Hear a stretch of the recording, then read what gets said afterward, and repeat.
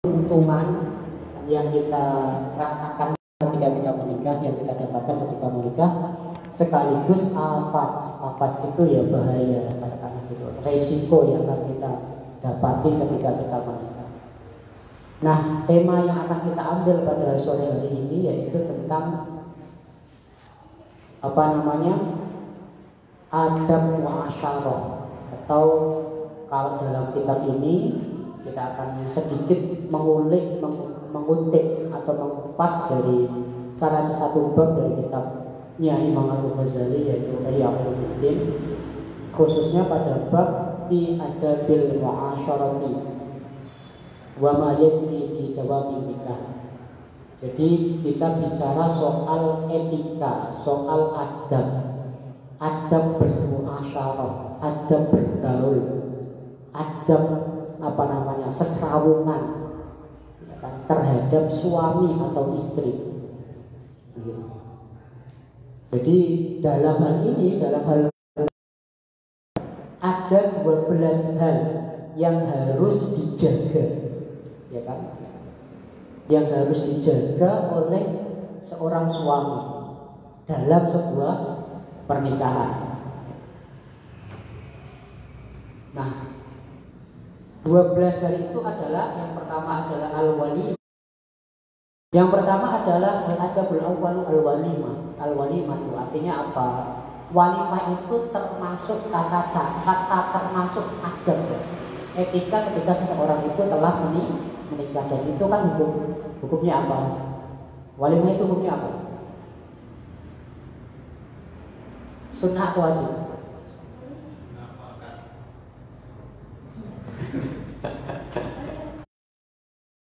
Adakanlah walimah walau hanya dengan satu kambing. Itu salah satu etika dalam bergaul. Bergaul dalam rumah tangga. Artinya ini etika dalam rumah tangga itu salah satunya adalah walimah. Walimah ini dimasukkan tafsir secara kebalikan. Kita harus menanggung rasa sakit dari pasangan. Kalau ini kan memang subjeknya kan laki-laki, objeknya perempuan. Laki-laki itu harus berani menanggung rasa sakit dari wanita. Alasannya apa? Tarohuman, sebagai bentuk belas kasih sayang terhadap istri. Kenapa? Liusuri aklihinnya.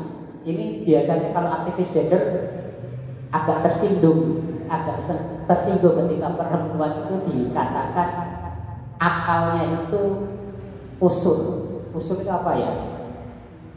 Ya katakanlah kurang, pendek.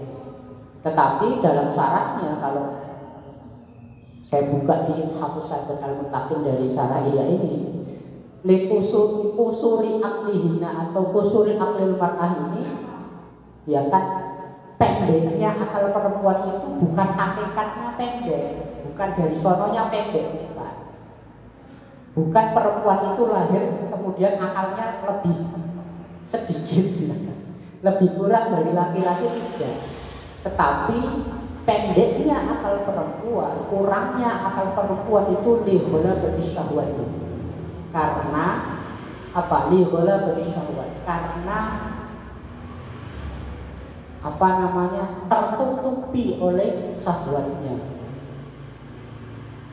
Berarti potensinya sama seharusnya. Makanya perempuan itu sulit sampai derajat akal, memaksimalkan potensi akal yang sempurna sampai 100% itu sulit. Kenapa? Liyobola bagi syahwat, karena tadi pengaruh oleh syahwat. Apakah laki-laki tidak? Ya iya, sama seperti baik laki-laki maupun perempuan itu kalau sudah kena syahwat itu akalnya hilang biasanya.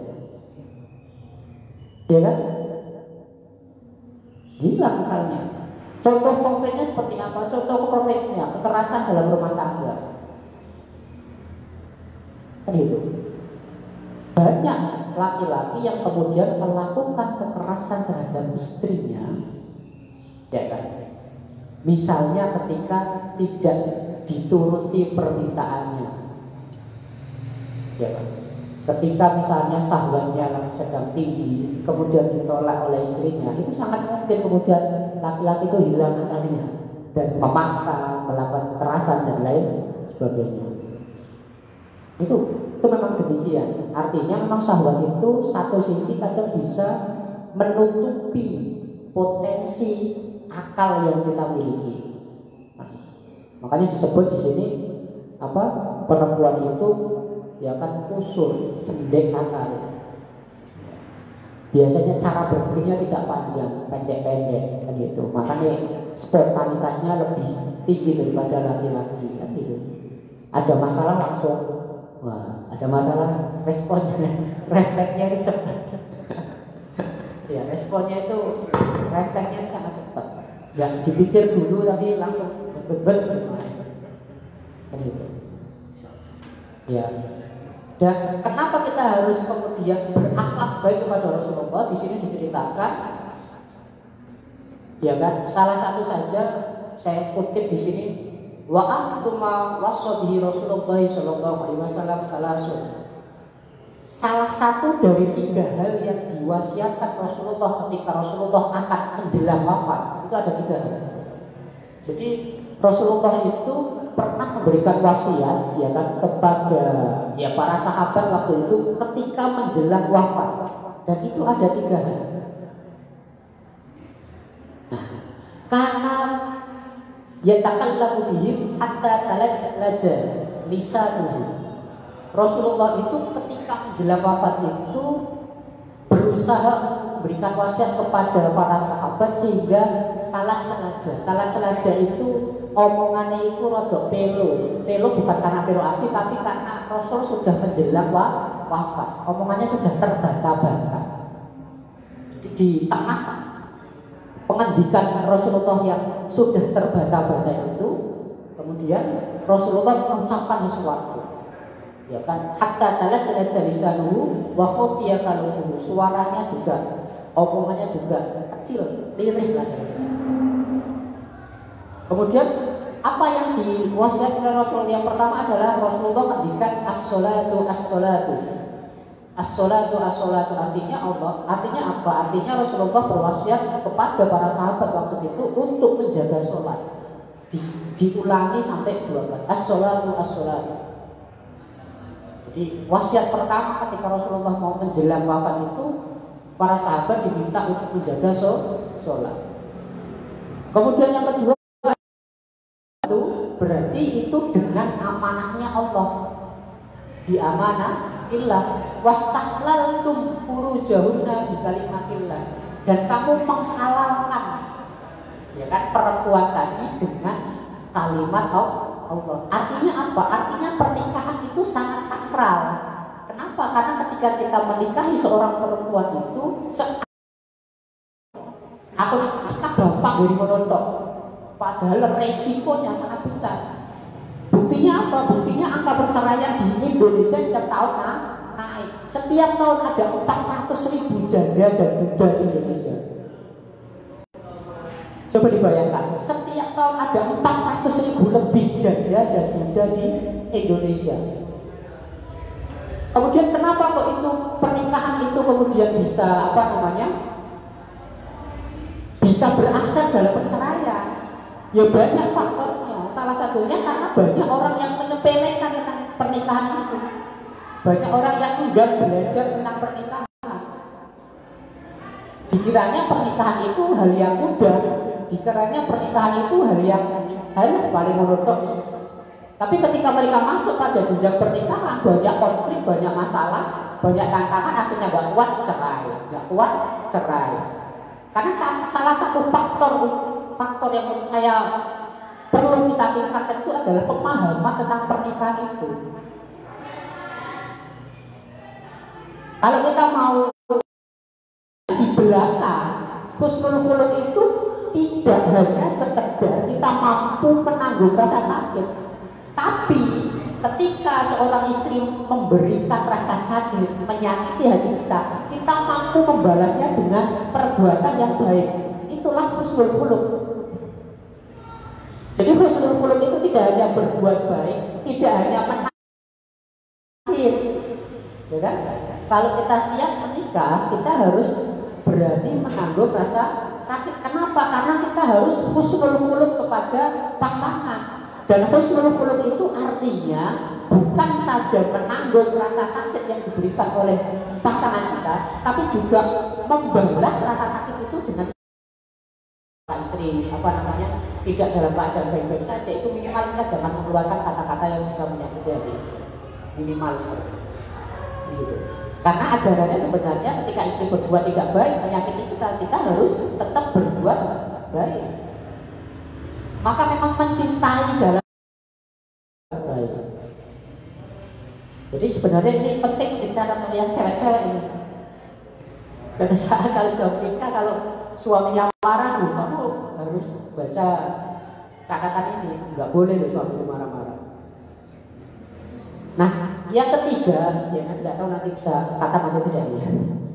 Yang ketiga, ayyazida 'alal ihtimalil adabil muda'abah. Ya kan? Bil muda'abati wal masqi wal mula'abati. Jadi selain kita itu tadi husnul khuluq ya kan, mau menanggung rasa sakit, kita juga harus kepada pasangan itu harus juga melakukan muda'abah. Ya mudah itu apa ya, main-main, guyonan, guyonan. Jadi istri kita harus kita ajak guyonan, diajak guyon, ajak serius terus. Biasanya perempuan itu senang diajak guyon. Dan Rasul pun pernah mengajak istilahnya main-main istrinya. Nanti ada cerita unik di sini, ada cerita menarik di sini. Jadi kita harus mengajak. Kata Gus Bah, kalau Gus Bah itu saya pernah dengar ceramah beliau ya, dengan istri itu jangan serius-serius lah. Kita harus menyelingi dengan guyonan, ya kan, bercanda, ya kan, main-main.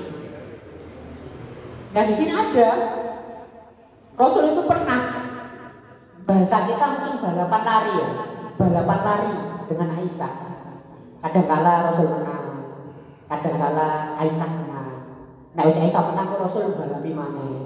Kemudian Rasul berkata, kan gitu. Rasulullah ketika menang itu kemudian berkata seperti ini. Apa? Hadi bitilka. Ini istilahnya kalau bahasa kita ya, saiki aku menang, bagi ini aku kalah. Jadi Rasulullah itu ya balapan lari sama Aisyah. Di sini bahasanya kana yusabiqu Aisyah, ya kan? Bil udwi. Fasabaqat yauman fasabaqaha fil ba'dil ayyam faqala li salam hadhihi bitil.